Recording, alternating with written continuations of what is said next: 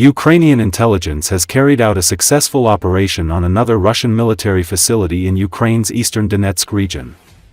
The main intelligence directorate of Ukraine's Ministry of Defense, known as HUR, launched a drone attack on headquarters of Russia's elite UAV unit, Rubicon, in Avdiivka area, north of Donetsk.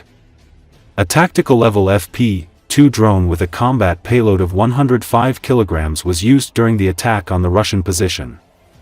The video footage of the operation has been shared in social media.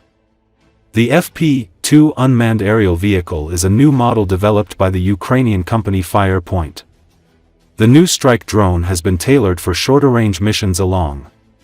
It's worth noting that Ukrainian military has scaled up missile and drone attacks on strategic military position in Russian-held Ukrainian territories as well as deep in Russia.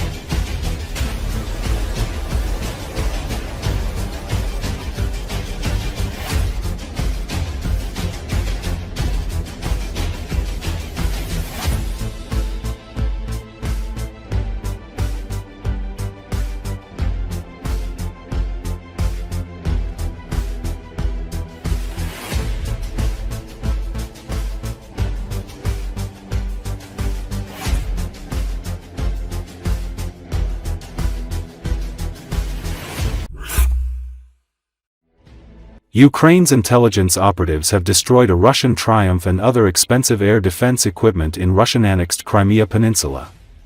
The main intelligence directorate, known as HUR, has released footage of a strike on the command post of an S-400 Triumph surface-to-air missile division that was in a combat position, along with a Russian multifunctional 92N6E radar and the autonomous power supply system equipment for the S-400 command post.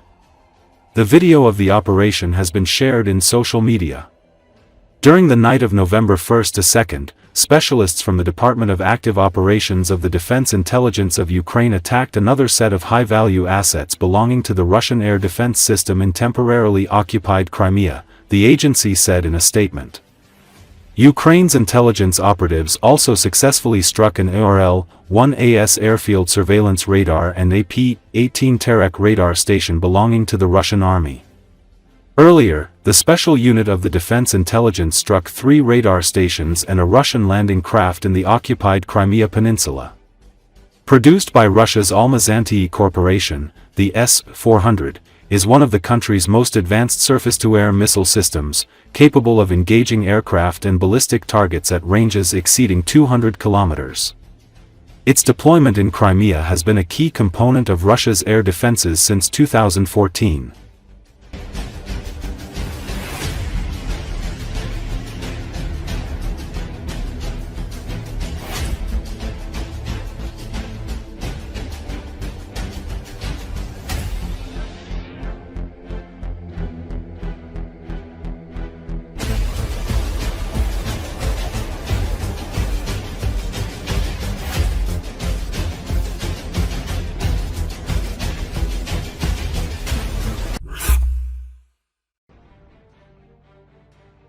In Zaporizhzhia direction, Russia is intensifying its offensive with a series of mechanized assaults aimed at pushing north toward Kyiv. The Russian forces attempted a new tactic to breach Ukrainian lines, but the defenders were already on high alert and prepared to respond. RFU News media outlet says Russia's goals here are twofold. Firstly, they want to pin down the defenders and disrupt their attention, while another Russian group is assaulting from the east, trying to get behind the Zaporizhzhia defense lines towards the region of Dnipropetrovsk. Secondly, their strategic goal is to bring Zaporizhzhia city within tube artillery range, allowing them to disrupt Ukrainian logistics and endanger the civilian population, which will create additional problems for the Ukrainians. To open the gates towards the regional capital, Russia needs to take control of Kyiv, marking its operational goal. There are a lot of more defensive structures west and south of Kyiv, so if the Russians capture Mala Tokmachka, this will allow them to bypass some of the defenses, as there are fewer fortifications from this direction. The Russian command has ordered a frontal attack on Mala Tokmachka recently with elite VDV troops who are annihilated by Ukrainian drone units. After failing from this direction, the Russians decided to exploit the other routes from the southwest. This will allow them to send forces through at least 2 vectors, which will divide Ukrainian attention and give the Russians better chances. Extensive open fields enable attackers to maneuver off-road, but this creates other risks, as the area is heavily mined by both sides, so the Russians need to use vehicles equipped with mine plows. Ukrainians were on high alert after the recent attack, and reports from Ukrainian partisans working behind the front line of the Russian troop redeployments in the region. Due to this, Ukrainian operators are monitoring up to 15 kilometers behind the front line with drones.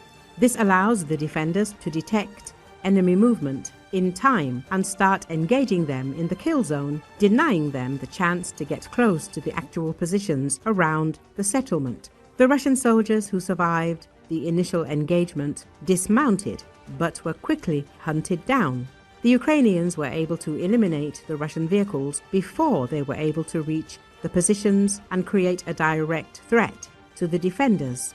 Compensating with drones is vital because the Ukrainian positions are understaffed, as this sector was quiet, while there are several hot points on the front line which forced Ukraine to prioritize them and redeploy more soldiers there. Russia adjusted its approach and assaulted simultaneously from 2 different directions, thinking it would be enough to overload and penetrate the well-prepared Ukrainian defenses. The Russians will continue pushing in this direction, as they see it as a chance to divert Ukrainian attention from other parts of the front line where they are struggling. Even if the Russians continue accumulating losses and run out of armored vehicles, or the mud season makes it impossible to use them, they will switch to infiltration tactics with small infantry groups similar to other directions.